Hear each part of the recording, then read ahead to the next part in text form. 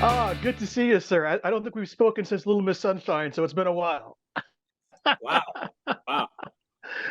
Well, I got to tell you, this is a very powerful, emotional film, very moving. And I was comparing Misha and Ming to kind of like Holmes and Watson. You're kind of like the Watson to his Holmes because you guys are really on like a journey of discovery. You're really searching for something. Would you think of that as an accurate analogy? That's a great actually analogy. I'm still trying to, after you do something, you're always trying to process, well, what is it exactly I did? But it is funny you say that. And I felt like there was a lot of some levity without losing the groundedness of the story that they were telling. And yeah, I think Misha is a springboard and a sounding board for Ming. Ming is on a very personal journey. That's what our movie's about. And I felt like the script did a nice job in that friendship of not making it too easy. The friend, what Misha's there to kind of help him and offer advice and try to get him out of his own way to try and help himself in a way. And sometimes that can be done really too easily. And I felt like it did a nice job of showing the difficulty of trying to help somebody who's haunted by their past. Brilliant, mate. So, I spoke to Dr. Ming and Terry, and he was absolutely hilarious. And, you guys have many scenes where you're actually researching, you're actually doing surgery. So you have to know what you're doing and look like you know what you're doing. So, A, talk about process, and B, talk about working with the actual Ming and the real Misha and how they helped you to recreate that on screen. Yeah, it's Misha was not there. We shot this movie like right after COVID. It was the first thing I had done. In fact, I had spent a year plus with everybody else kind of, living through the wildly frustrating world of COVID lockdowns and this was the first thing I did. And in fact, I had to travel across the border into Canada and go be on I guess a quarantine to live in a house by myself for 2 weeks. That's the first time, it was a weird experience actually. I mean, I was completely isolated, and so when I showed up to set, it was great to see other people and great to work with other people. And yes, Ming was there.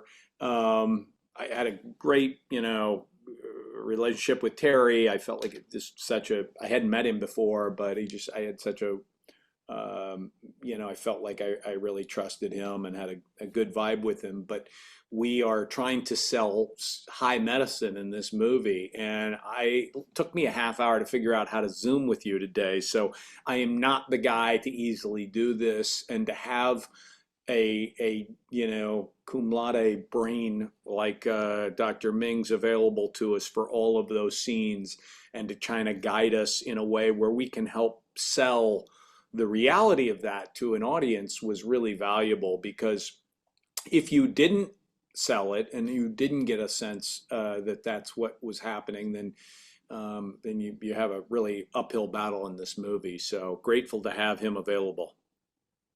So this is our question. Let me go first. So the film explores the Chinese Cultural Revolution and what happened to these, intellectuals and professors in China. And that's something you rarely ever see. So that caught me by surprise. So number one, were you intrigued by that aspect of the film in the script? I honestly I didn't know anything about the Chinese Cultural Revolution. I've since read about it, and I was so caught off guard by just what had happened at that time and how powerful it was. How anybody could manage, especially somebody as kind of poverty stricken as Ming, could find his way out of that environment, and go through the things that he went through seemed completely captivating to me. I certainly didn't do it because of that, but I thought the fact that this was a real Asian American immigrant story that featured so many things that I don't know anything about, and a story of a guy whose struggle was so specific. That's what captivated me. Brilliant. And so, some of the most poignant parts of the movie are when you have these children who are able to see for the first time, and some who aren't. And it's just the crushing, disappointment and success that Misha and Ming feel. And I was wondering, how did that play out in the script? Was that something when you read Andrew Hyatt's script, was that really powerful and like really motivated you to do this film? Yeah, I mean, like it starts with as you know, it starts with a horribly disfiguring crime that takes place, and it's gut-wrenching, and it was like, and even conceptually is something I couldn't even imagine. So, um, I think that uh, just kind of peeling back the onion of his journey was really nicely told. I worked with Andrew a little bit on Misha's relationship with him and adding a little levity and kind of, having some fun with their relationship. But basically, all of it was kind of there, and again, having Ming available to us as a resource, not only a resource, but your movies are a long process, and just talking to him about little parts of his own life, it was a really interesting job for me. Were you able to see the film with an audience or maybe some of Ming's or Misha's patients so they could kind of see the final product, get their opinion of the film? No, I haven't. I'm shooting actually. In shooting out of the country, and so they had some screening recently, and put my giant head at 40 feet into the screen afterwards, and we did do a Q&A, but I haven't really experienced it with the movie with an audience. I saw a rough cut by kind of way that you do, but I haven't really seen how it's played with an audience, and I'm told really well, but I haven't seen it. All right, fair enough. So this is a film that, Ming's faith is very central to his belief that he can help people. And I'm always surprised at how Hollywood, big Hollywood, doesn't take faith-based films seriously when they've been very successful, particularly with Angel Studios, right? So speak to that, speak to our audience and say, even if you may not be a quote unquote religious person, why see this film and why see this story? Well, yeah, I didn't know, haven't worked with Angel Studios before, and was, obviously pleased of their involvement. And obviously movies, any kind of movie these days is really hard to get a foothold in an audience. And the idea is that they kind of build out, foundationally from an audience that is inherently interested in the stories that they tell. And, this movie is not, I mean, I feel like faith-based films tend to be thrown into a file that just kind of encompass everything, and I feel like that so many movies in this world and in this genre are kind of all put under the same banner. This does have, I guess, it has some faith involved in it. He certainly has that, but the story is not really that. Um, how that will affect an audience, or how, like I said, I haven't seen it with an audience. How it plays in terms of empowering an audience, I don't really know. But the hope is, like with all movies, that you tell the story as honestly and truthfully as you can.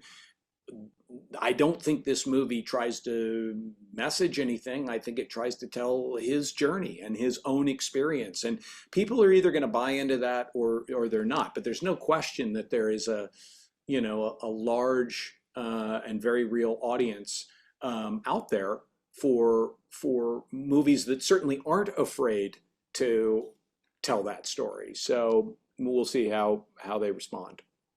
Oh, fabulous answer. All right, so this is a cheesy question, but I like to ask it because I just like to see how performers and filmmakers, really had their best and worst day on set. So, what was the best and worst day for you playing Misha on site? Well, the worst days were the 2 weeks of quarantine trapped in a house by myself because you weren't allowed to leave, and I'm a terrible cook. So I was just like, this would make these god awful meals, and I would be like, "This is dinner, dude. Eat up." So I really I rely on my family a great deal for my sanity, and I and for getting through the day to day, and just for me to kind of have 2 weeks with myself. Whew, that's a long Greg Kinnear road. Nobody wants to go down. So, anywho, glad that's over. In terms of the happiest days, I honestly I felt like the shoot was so. I felt like it was just such a great group of people. I felt like this kind of immigrant story, Asian American story, kind of these stories don't get told very often, and the people were so warm and just had so many great stories to share, and just on set it was a great vibe, and certainly I can't pick out one singular day, other than my advice to other actors is, if you have to work with animals, don't work with rabbits. That would be my big thing that I learned. That's hilarious. So they'll probably pull me away pretty soon. So let me ask you a question from the metrics department. So I see on interweb here you've got a whole bunch of new films coming out. What can you tell us about what you're doing next? Anything you're particularly excited about? Yeah, I worked a couple of years ago with Dennis Lehane on a Apple TV show called Blackbird, and with Taron Egerton, and we're doing another true crime story for them right now. We've been shooting up in back in Vancouver, back in the scene of the crime. No quarantine, I'm happy to say. It's lovely. So we're just kind of making our way through that, and it's another true crime story, but it's deals in the world of arson, and it's excellent and very well written. Of course, Dennis Lehane is a champ at that, so excited about it, and look for it next year. Bravo. All right, so this is kind of my last question. I really, really enjoyed and I thought it had very, very, very powerful themes about what you can do when really everything is against you. I mean, the idea that Ming could be a guy who was oppressed in China, came to America, got 3 degrees from Harvard and MIT, and is now this world famous surgeon saving children's eyes is just mind blowing. So, what theme do you want our audience to take from Seeing Sight? Um, I think perspective is a valuable thing, and as I say, feeling a little woe is me, during COVID, and reading the power of the script, and kind of reading the power of what real adversity is. I hope people in this country can appreciate that just what a difficult road he was on, and his own journey of, even with all of his success, that you forget that everybody has their own very personal story, and he's a man who's kind of haunted by this past.